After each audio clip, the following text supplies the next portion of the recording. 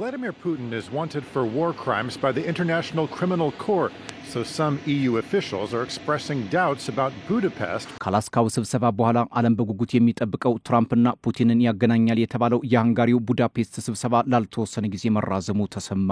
የአሜሪካው ፕሬዝዳንት ዶናልድ ትራምፕ ከፑቲን ጋር የሚያደርጉት ስብሰባ መዘግየት የለበትም ሲሉ ተናገሩ።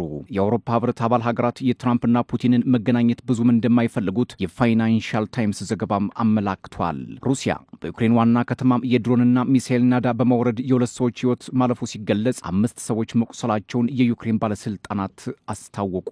Have been speaking and the first line to tell you is that that proposed summit between Donald Trump and Vladimir Putin is not going to happen. በአሜሪካው ፕሬዝዳንት ዶናልድ ትራምፕና በሩሲያ አቻቸው ቭላዲሚር ፑቲን ሊደረግ የታሰበው የሁለቱ መሪዎች ስብሰባ ጉዳዩ ባልተገለጸ መልኩ ላልተወሰነ ጊዜ መራዘሙ አንዳች ፖለቲካዊ ትርጉም ሳይኖረው እንደማይቀር ተንታኞች እየተናገሩ ነው። አንዳንዶች እንደሚሉት ስብሰባው በአውሮፓ መሪዎች ተቃውሞ ገጥሞት ሊሆን ይችላል። ሌሎች ደግሞ ዩክሬን በቅርቡ ከእንግሊዝ በተቀበለችው መሳሪያም የሩሲያን የኃይል ቦታዎች ማጥቃቷ ወይንም ደግሞ ጦርነቱን ማራዘም የሚፈልጉ ሀገራት በቡዳፔስት ላይ ተጽዕኖ አሳድረውባት አሊያም ደግሞ ፑቲን የያዙት መሬት ለዩክሬን አሳልፈው ስለማይሰጡ ዩክሬንና ሸሪኮቿ የስብሰባው ዓላማ ስላልተዋጠላቸው አንድም ትራምፕና ፑቲንን የማያስማማ አጀንዳ ተፈጥሮ ወይንም ጦርነቱ መራዘሙ ስለማይቀር ስብሰባው ምንም ትርጉም እንደማይኖረው በመገመት ይሆናል የሃንጋሪው ስብሰባም ላልተወሰነ ጊዜ ተራዝሟል። የዚህ ስብሰባ መራዘም የጦርነቱን መራዘም አመላካች ነው የሚሉ ፖለቲከኞችም እንዲነሱ አድርጓል። የትራምፕና ፑቲን ስብሰባ መራዘም ስማቸው ካልተገለጸ የአሜሪካ ባለስልጣናት መረጃ ማግኘቱን ሮይተርስ ዘግቧል። በቅርቡ ትራምፕና ፑቲን ሊገናኙ ይችላሉ የሚባለው ነገር ወደ ሌላ ጊዜ ቢራዘምም መቼ እንደሚሆን ግን የተሰጠ ግልጽ መረጃም የለም። የዋይት ሃውስ ቃል አቀባይ ጋሬት ሃኬ እንደገለጹት ቡዳፔስት ላይ ሊደረግ የታሰበው የፑቲንና ትራምፕ ስብሰባ ባለበት እንዲቆይ ተደርጓል ሲሉ ለመገናኛ ብዙሃን መግለጫም ሰጥተዋል። ከዚህ ጋር በተያያዘ የቡዳፔስቱን ስብሰባ ለማዘጋጀት ተመርጠው የነበሩት የሁለቱ ሀገራት ውጭ ጉዳይ ሚኒስትሮች ሰርጌይ ላቭሮቭና ማርኮ ሮቢዮ ተገናኝተው ቢወያዩም ወደፊት በሚያስኬዳቸው ጉዳዮች ላይ ግን ከስምምነት አለመድረሳቸውን እንዲሁም ለመግባባት ፈቃደኝነት አለማሳየታቸው ተመላክቷል።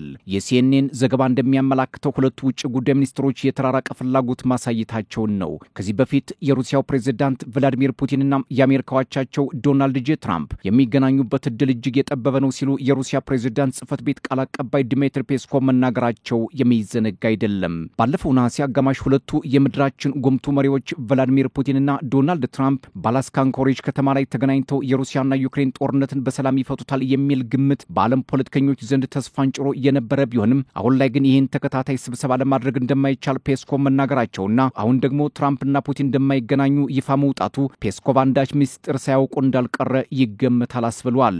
የትራምፕና ፑቲን የቡዳፔስት መገናኘት ጉዳይ አሁንም ተስፋ እንደማያስቆርጥ ለመገናኛ ብዙሃን የተናገሩት የሩሲያው ምክትል ውጭ ጉዳይ ሚኒስትር ሰርጌይ ሪያብኮቭ የስብሰባው ቅድመ ዝግጅት አሁንም እየተከናወነ መሆኑን ነው የገለጹት። ነገር ግን ስብሰባው እንደቀረ የሚናፈሰው ሐሰተኛ መረጃ መሰረት የሌለውና ሁለቱ መሪዎች እንዳይገናኙ ለማድረግ የታሰበ የውሸት ስሌት ነው ሲሉ አጣጥለውታል። የሩሲያ ውጭ ጉዳይ ሚኒስትር ቃል አቀባይ ማሪያ ዛካሮቫ በበኩላቸው የምዕራባውያን መገናኛ ብዙሃን የሚያራግቡት ሐሰተኛ ወሬ ነው ሲሉ ትራምፕና ፑቲን መገናኘታቸውን እንደማይቀር ገልጸዋል። በሌላ መረጃም የክሬምሊንና የዋይት ሃውስ ባለስልጣናት ትራምፕና ፑቲን ባለፈው ሳምንት ሐሙስ በስልክ ከተነጋገሩ በኋላ ስብሰባውን በሃንጋሪ ለማድረግ መወሰናቸው መቼ እንደሚሆን ግን ግልጽ አለማድረጋቸውን መረጃዎች አመላክተዋል። የትራምፕና ፑቲን ግንኙነት ቢዘገይ እንጂ እንደማይቀር የሚናገሩም ፖለቲከኞች አልጠፉም። አንዳንዶች ደግሞ ሩሲያና ዩክሬን ጦርነቱን አስፈተው በቀጠሉበት ሰዓትና አንዳቸው ባንዳቸው ላይ የድሮንና ሚሳኤል ውርጅብኝ እያወረዱ መታየታቸው የትራምፕና ፑቲንን መገናኘት ሊያጠባው እንደሚችል ጥርጣሬያቸውን ያስቀምጣሉ። ዛሬ ላይ ከዩክሬንና አሸባሪ ቡድኖች ጋር ትስስር አላቸው የተባሉ ሩሲያውያን የሽብር ጥቃት በሞስኮ ላይ ሊያደርሱ ሲሉ በደህንነት ኃይሎች በቁጥጥር ስር ውለዋል መባሉ ሁኔታውን ይበልጥ ያወሳስባል የሚሉም በርካቶች ናቸው። በትራምፕና ፑቲን ጉዳይ ባለፈው ማክሰኞ የክሬምሊን ቃል አቀባይ ዲሚትሪ ፔስኮቭ የሃንጋሪው ስብሰባ ጥልቅ ጥንቃቄ የሚያስፈልገው ነው ሲሉ መናገራቸው የሁለቱ መሪዎች ስብሰባ ከመገናኘት ባሻገር ፖለቲካዊ ትርጓሜው ምን ያህል ከባድ እንደሆነ አመላካች ነው ሲሉ ፖለቲከኞች ይናገራሉ። የሃንጋሪው ስብሰባ መዘግየት መዘግየት በዶናልድ ትራምፕ የተወደደ አይደለም። ከፑቲን ጋር የሚደረገው ስብሰባ መዘግየት የለበትም። ባለፈው ተደዋውለን ከስምምነት ደርሰናል። ይህን ስብሰባ ማሳለፍ አልፈልግም፣ ጊዜም እንዲጠፋ አልፈቅድም፣ በቶሎ መከናወን አለበት እያሉ ትራምፕ ቢናገሩም የሃንጋሪው ጉባኤ ግን ላልተወሰነ ጊዜ መራዘሙ ቁርጥ ሆኗል። አሁን ደግሞ ከቡዳፔስት የወጡ መረጃዎች እንደሚጠቁሙት በዶናልድ ትራምፕና ፑቲን መካከል የሚደረገው ስብሰባ ተራዝሟል እያሉ የሚያራግቡት የምዕራባውያን ሚዲያዎች ናቸው ሲሉ የሃንጋሪ ውጭ ጉዳይ ሚኒስትር ፒተር ዢያርቶ መናገራቸውን አርቲ ኒውስ ማስነበቡ ነው። ሚኒስትሩ ምዕራባውያን ሁሌም ሐሰተኛ መረጃ ማሰራጨት ልማዳቸው ነው ሲሉም ኮንነዋቸዋል። ብዙዎች ስብሰባውን ለማደናቀፍ እየጣሩ ነው፣ ጦርነቱ እንዲቀጥል የሚፈልጉ የአውሮፓ ኃያላን ሁኔታውን ለማወሳሰብ እየጣሩ ነው በሚልም ወቅሰዋቸዋል። የሩሲያና ዩክሬን ጦርነት ዛሬም የኃያላን አጀንዳ ከመሆን አልወጣም። ከሩሲያ ጋርም ሰላም መፍጠር ስለማይቻል ከወዲሁ ለየትኛውም ጥቃት መዘጋጀት እንዳለባቸው ሲናገሩ የከረሙት የአውሮፓ መሪዎች አሁን ላይ የፑቲንና ትራምፕ ስብሰባ መዘግየት ሳያስደስታቸው እንዳልቀረ የሚናገሩ ፖለቲከኞች በርከት ብለዋል።